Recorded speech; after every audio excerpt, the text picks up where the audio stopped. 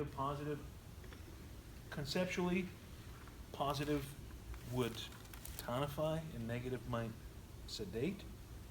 I don't know if that's necessarily tried and true, or if that is really what happens with it. You'll see that with, I mentioned that too with needle insertion. Different metal types. Most of them are stainless steel, but there's gold and silver needles. Supposedly each of those metals has different qualities that may tonify or sedate how you turn the needle in fast. So you can insert a needle and you can spin it quickly clockwise and then slowly counterclockwise, spin it quick, so you're kind of taking and twisting it one way. Clockwise supposedly tonifies. If you twist it the other way, it sedates.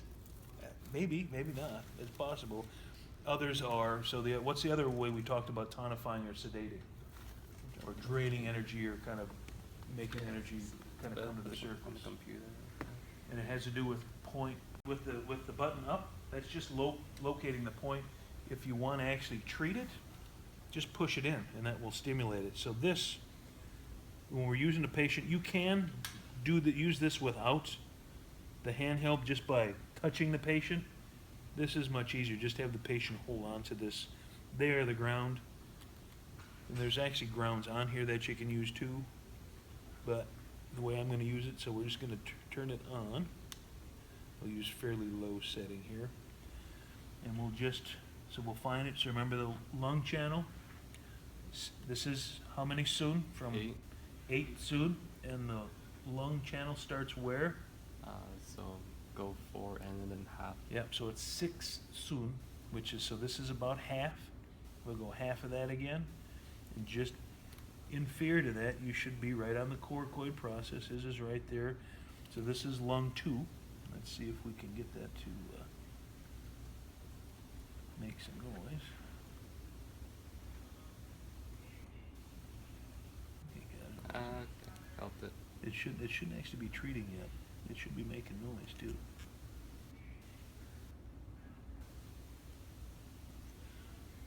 Yeah. Maybe the sound's turned off. It's making a little noise. Maybe that one. Is that one making noise? Is the battery in that one okay? It's battery. Just put new ones in. There we go. That one's making noise. Work. So it should be. You just don't have any room. You're half dead here, Ken. I'm half dead.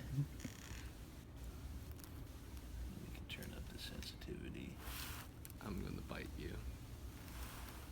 We should be able to find this in here. There we go.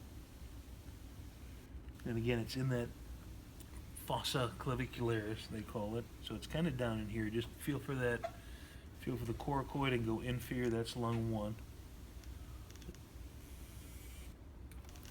There we go. It's right there. He's alive. I'm Lung dead. 2. So again, flow goes from lung 1 to 2. Now there's an internal pathway as well. We're not going to talk about those because that gets really kind of confusing. Comes up over the top of the shoulder. We're going to end up to the radial side of the biceps tendon. So as it comes up over the shoulder, it's kind of following this yin. You'll kind of notice this is almost the yin side, right? So the lung channel, what's the full name? Lung channel of Tai Yin. So that is the first entry into the body of that inner theoretical energy. So we're going to go down 3 and 4 here. I wouldn't worry so much about that. 5 is a big one. So right at the crease of the elbow, just to the side of that biceps tendon, the radial side. Get on the right side here. So this should be one right in here too. Am I really dead? Oh, Well, if you press a little harder, it'll do it too. But they want you to do it kind of light. Oh.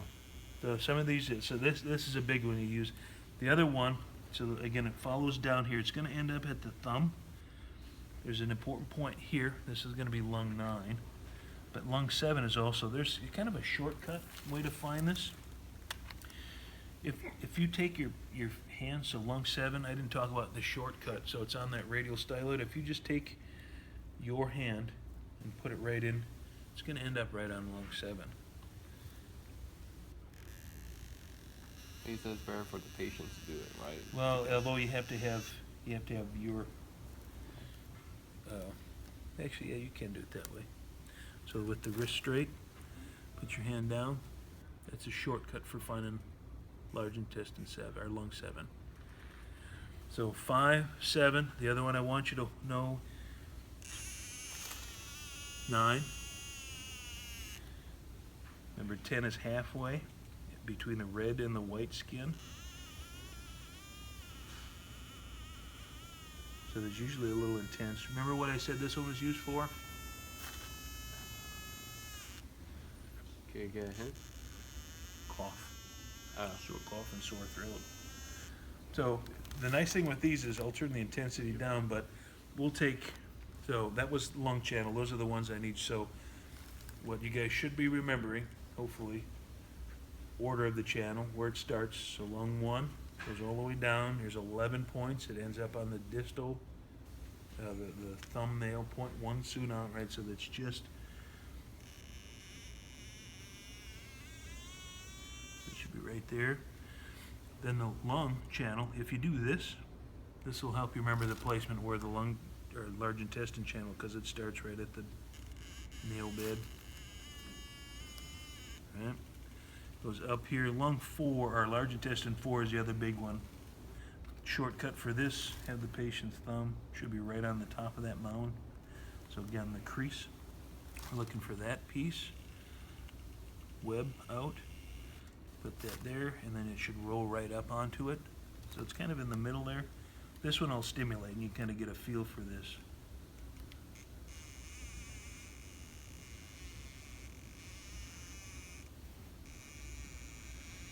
Alright, so right about in there, and then now we'll do the stimulation. It'll pop a little bit. Ah, okay.